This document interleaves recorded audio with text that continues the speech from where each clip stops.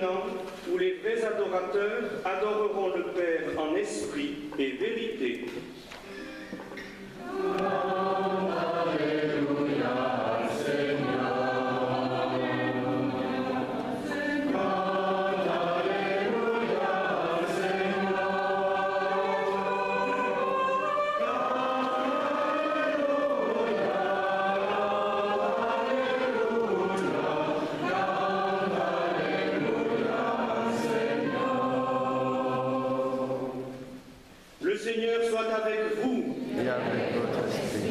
Évangile de Jésus le Christ selon saint Jean. Gloire à toi, Seigneur. Comme la Pâque des Juifs approchait, Jésus monta à Jérusalem. Il trouva installés dans le temple les marchands de bœufs, de brebis et de colombes et les changeurs. Il fit un fouet avec des cordes et les chassa tous du temple, ainsi que leurs brebis et leurs bœufs. Il jeta par terre la monnaie des changeurs, renversa leur comptoir et dit aux marchands de colombes, « Enlevez cela d'ici. Ne faites pas de la maison de mon Père une maison de trafic. » Ses disciples se rappelèrent cette parole de l'Écriture, « L'amour de ta maison fera mon tourment. » Les Juifs l'interpellèrent, « Quel signe peux-tu nous donner pour justifier ce que tu fais là ?»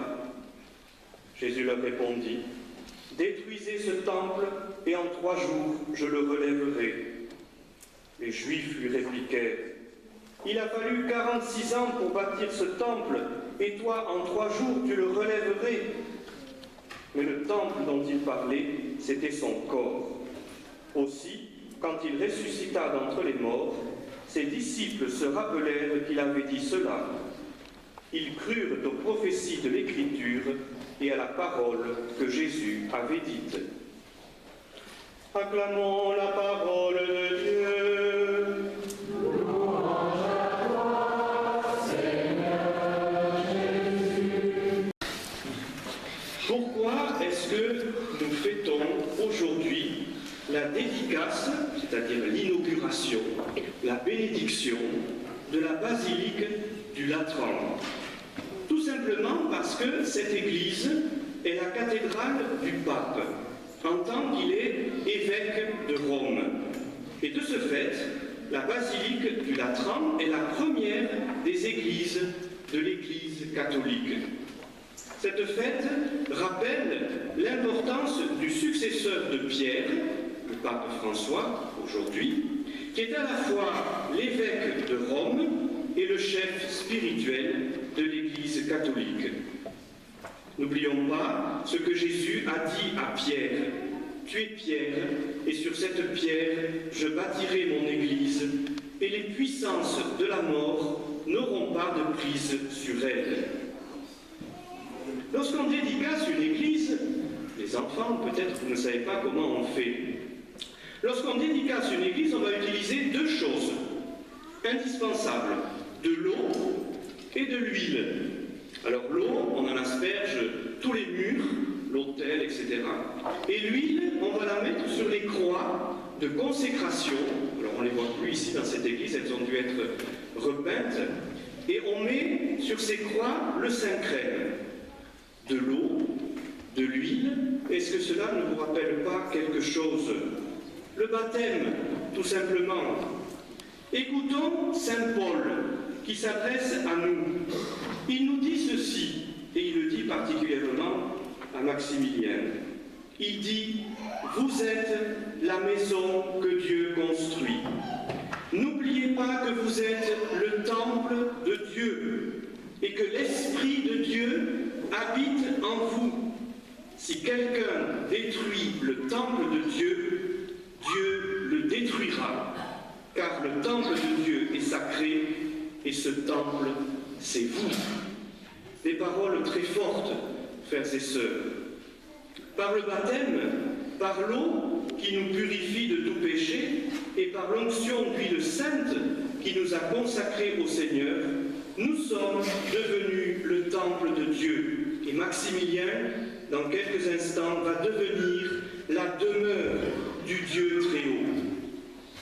Jésus, dans l'évangile que nous avons entendu, ne dit pas autre chose quand il parle du temple.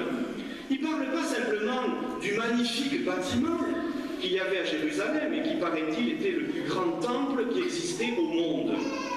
Il parle de lui-même, il parle de sa personne. Il est le temple.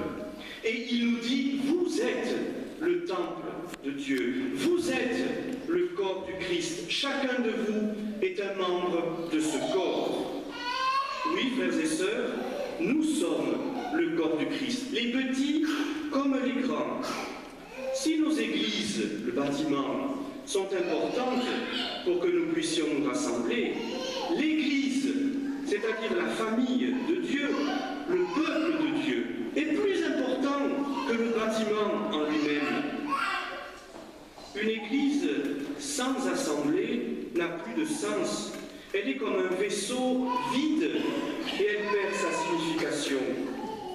Alors c'est vrai que dans notre pays, il est douloureux de voir beaucoup d'églises être démolies parce qu'il n'y a plus de communauté. Il ne faut pas en vouloir aux mairies qui démolissent les églises. Il faut se poser la question pourquoi dans notre pays, il n'y a plus, dans certains endroits, il n'y a plus de chrétiens. Mais je crois qu'il ne faut pas non plus être nostalgique d'un passé qui ne reviendra pas. Sachons nous préoccuper non pas des bâtiments, des pierres, mais des membres vivants qui constituent le corps du Christ. Une communauté qui est unie, qui vit la charité, qui prend soin des plus pauvres, des plus petits, des exclus. Une communauté dont les portes sont largement ouvertes pour que chacun puisse trouver sa place. Une communauté où on ne juge pas les autres.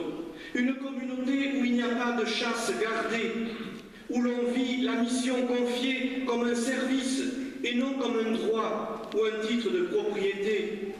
Une telle communauté vivante rayonnera, elle attirera.